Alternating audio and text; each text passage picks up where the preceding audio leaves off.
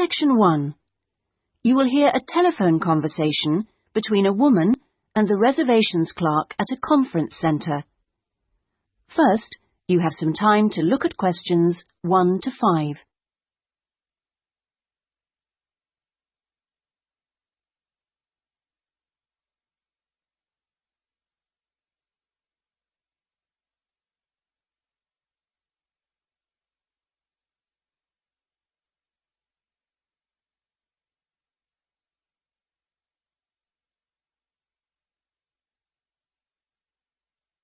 You will see that there is an example that has been done for you.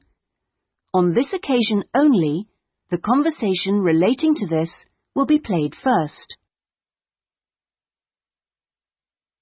Conference Centre reservations. Good morning. Hi, I'm interested in the computing conference next month. Future directions in computing? Yes, that's right. The title of the course is Future Directions in Computing, so Future Directions has been written in the space. Now we shall begin. You should answer the questions as you listen, because you will not hear the recording a second time. Listen carefully and answer questions 1 to 5. Conference Centre reservations. Good morning. Hi, I'm interested in the computing conference next month. Future directions in computing? Yes, that's right. Could I ask you a few questions about it? Of course. Okay. I know the conference is for 3 days, but actually I want to attend on the Friday and Saturday only. Will that work out to be any cheaper? Let me have a look. Well, you could register for the 2 days separately, but that wouldn't actually save you very much, as it still costs £35 for each day.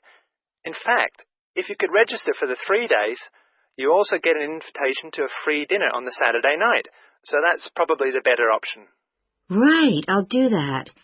How much will the fees be in that case? It's £75. All right. I'd like to register for the full 3 days. Now, can I pay that by credit card? I'm afraid not. You'll have to send a cheque to us. Or you can pay at the conference office. Fine. So it's probably easiest if I pay by cheque. Now then, what else do I need to arrange? Right. How about accommodation?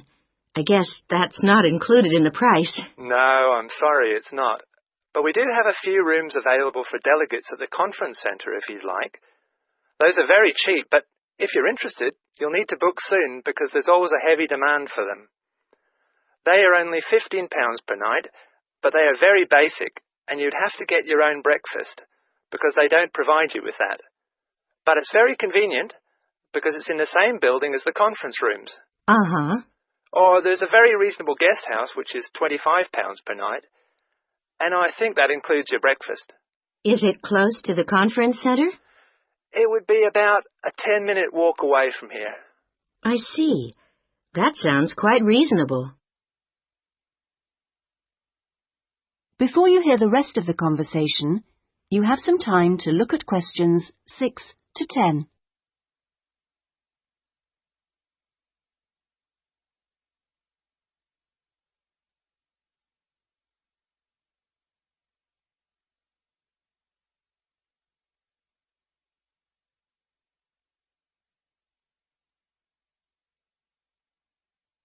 Now listen and answer questions 6 to 10. The details are all in our conference pack, which I'll send you. Great, thanks. That'll be very useful. Oh, and can you also send me an application form? Of course. I'll get that in the post to you straight away. Is there anything else? Yes, actually. Can you tell me where exactly the conference centre is? Well, it's on South Park Road, and it's right at the end of the road next to the library. It's a 10-minute taxi ride from the station and will cost you £5. Otherwise, you can take the bus, which runs every half an hour from the station. That's the 21A, and it brings you straight to the conference centre. Right, got that.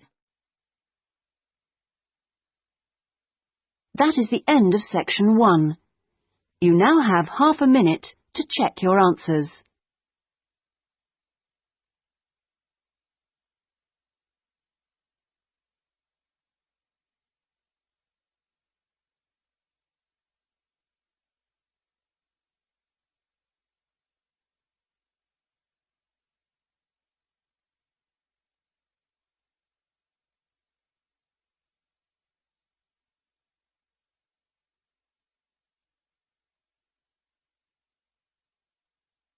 Now turn to Section 2.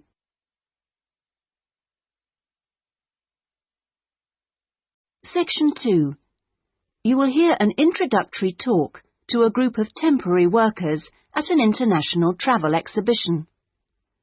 First, you have some time to look at questions 11 to 13.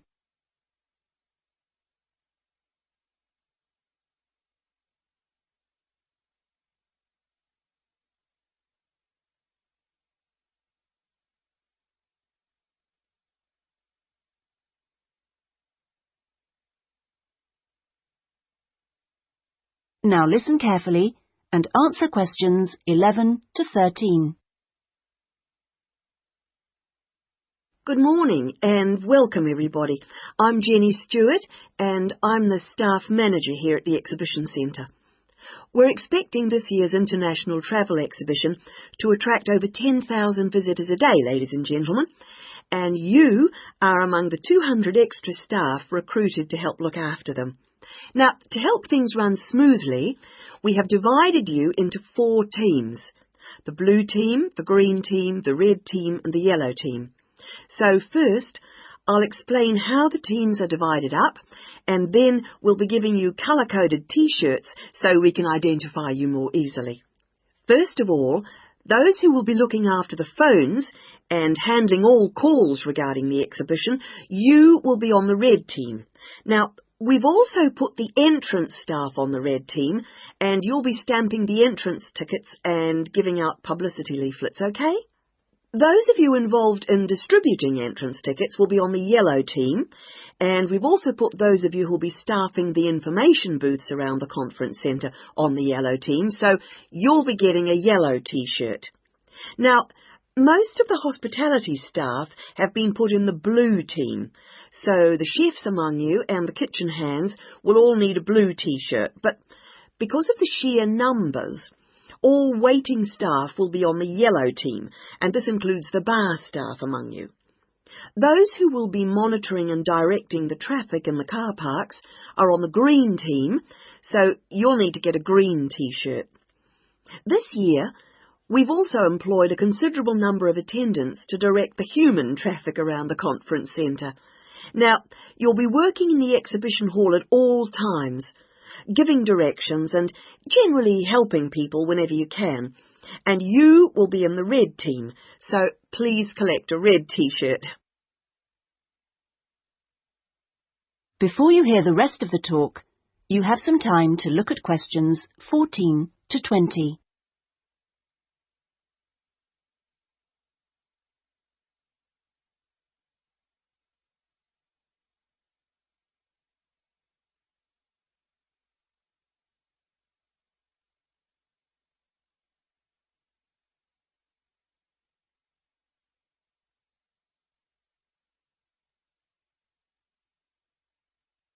Now listen and answer questions 14 to 20. Right. Now that everyone knows what team they're in, we'll get on with the orientation and training program. And first, I'll run through the rest of today's program, which you should have in front of you so that you can get a general idea of what else is in store today. This introduction finishes at 9:30. And then you'll be hearing from Anne Smith. Anne works in the accounts department on level 2, and she looks after all temporary staff, and so she is the person to see if you have any problems regarding pay. Anne will be explaining when and how you get this. She will also be handing out your tax forms. And I will just stress that all tax forms must be completed and returned to Anne before your pay can be processed. Following Anne's talk, you'll hear from Peter Chen, our conference manager, and he will be going over a plan of the conference centre with you, which will help you to orient yourselves. He will also go through the security arrangements with you and show you the fire exits. Then, at 10:30, there will be a coffee break in the staff canteen, which is located down on the ground floor. Now, after the break, we'll be moving to a different location for a video presentation, so instead of coming back here, we'd like you all to go to Lecture Room 311. You'll find it on this same level, just down the hall, and there you will be shown a video about important safety issues in the workplace called Safety at Work. We'll finish off the morning with lunch, which should give everyone a chance to meet and get to know each other, and we'll be serving you a buffet lunch in the main hall, which is on the first floor from 12 o'clock. After lunch, you'll be divided up into your teams to meet your team leaders, and we're hoping to be all finished by 3, so I won't delay you any longer, and I'll hand over. That is the end of section 2. You now have half a minute to check your answers.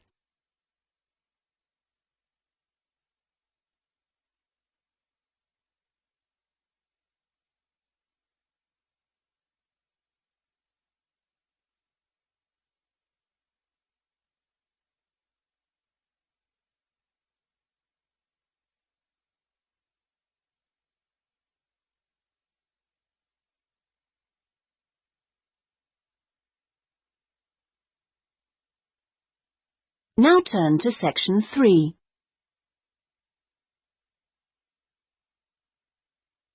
Section 3. You will hear a conversation between a librarian and an education student. First, you have some time to look at questions 21 to 27.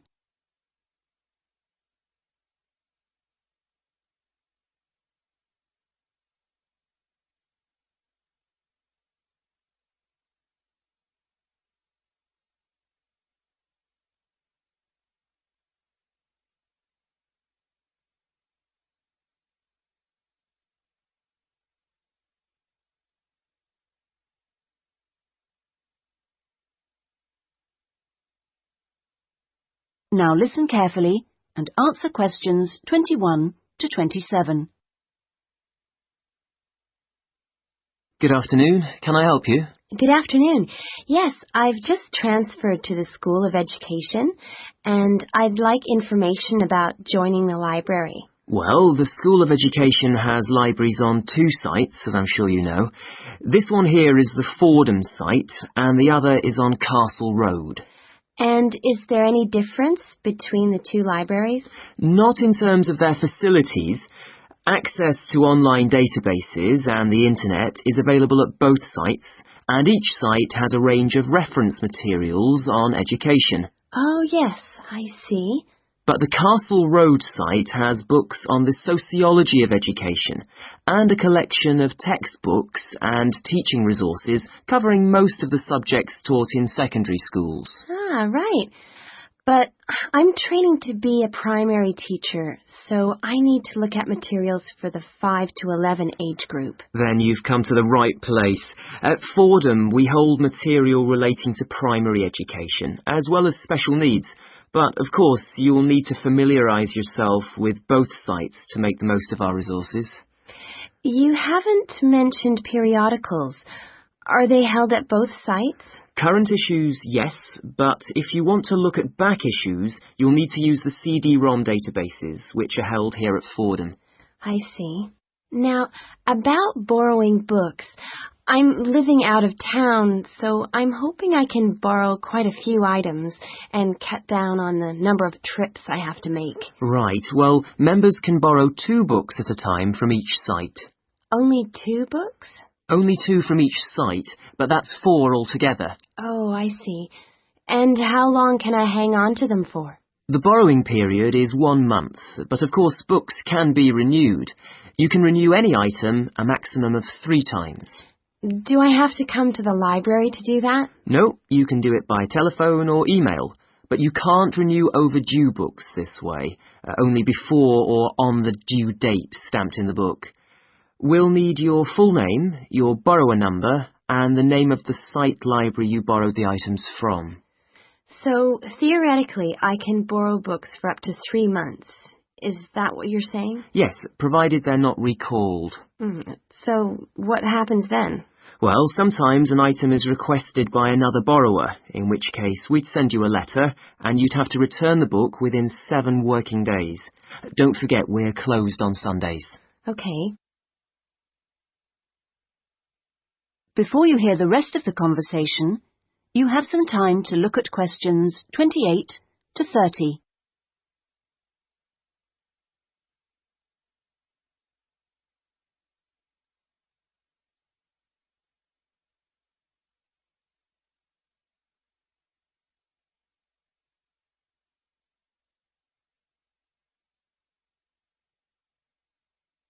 Now listen and answer questions 28 to 30.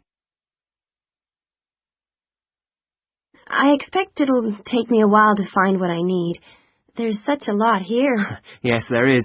But if you need help getting started, this term we're running 3 study skills workshops. Oh? What are they on? Let me see. The first one's on resources. Yes, here it is. How to use the library's resources.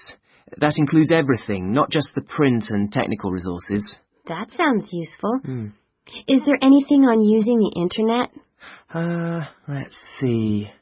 The one on the internet for beginners was last term. This term it's finding research materials online. That sounds interesting too. What's the last one? It's a workshop on dissertations. What do you mean? How to write one? No, it's more to do with academic writing conventions. You know, writing a bibliography and how to refer to sources in your text, that sort of thing. Anyway, here's a leaflet with information about all 3. Oh, thanks a lot. That'll be very useful. You're welcome. That is the end of section 3. You now have half a minute to check your answers.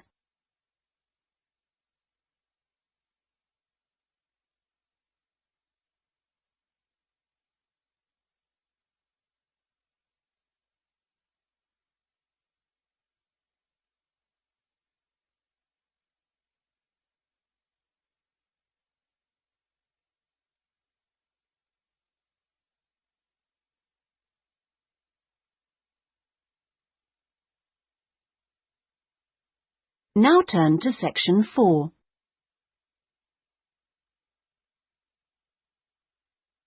Section 4. You will hear part of a lecture given by a conservationist on the subject of lions. First, you have some time to look at questions 31 to 40.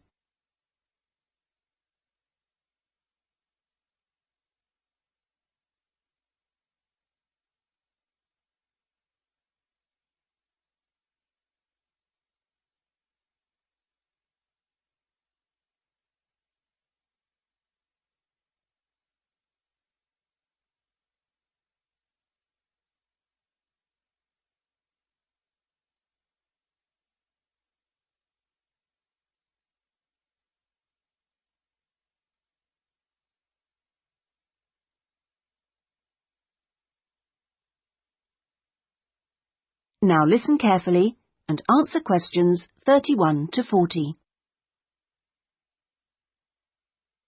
Well, most people think that lions only come from Africa. And you would be forgiven for thinking this, because in fact most lions do come from Africa. But this hasn't always been the case.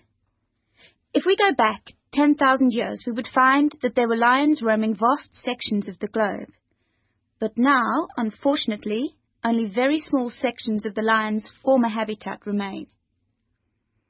My particular interest is Asiatic lions, which are a subspecies of African lions.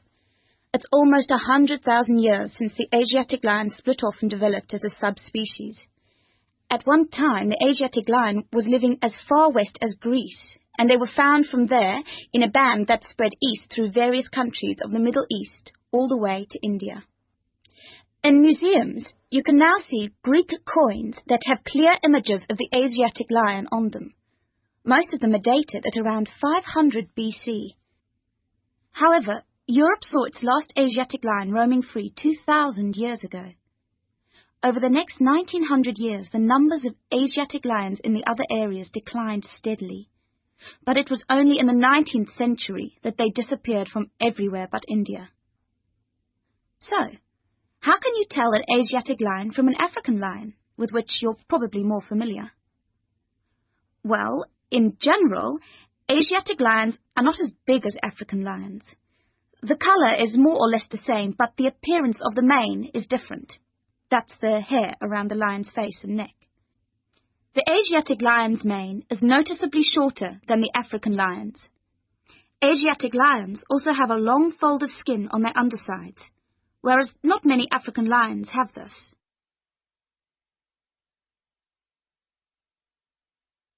Well, I'd like to talk to you now about the Godhra sanctuary in India. That's where I've just come back from. The sanctuary was established specifically to protect the Asiatic lion. It's 1,450 square kilometres in area, and most of it is forest. There are now around 300 Asiatic lions in India, and almost all of them are in this sanctuary. But despite living in a sanctuary, which makes them safe from hunters, they still face a number of problems that threaten their survival. One of these is the ever-present danger of disease. This is what killed more than a third of Africa's Serengeti lions in 1994, and people are fearful that something similar could happen in the Godhra sanctuary and kill off many of the Asiatic lions there. India's lions are particularly vulnerable because they have a limited gene pool. The reason for this is interesting. It's because all of them are descended from a few dozen lions that were saved by a prince who took a particular interest in them. He was very wealthy, and he managed to protect them. Otherwise, they'd probably have died out completely. When you see the Asiatic lion in India, what you sense is enormous vitality. They're very impressive beasts, and you would never guess that they had this vulnerability when you look at them. The Asiatic lions don't have the Godhra sanctuary to themselves, I should add. They actually share it with about 2,000 farmers. A significant proportion of the lion's diet is made up of the livestock of these farmers, goats, chickens, and so on, as much as a third, in fact.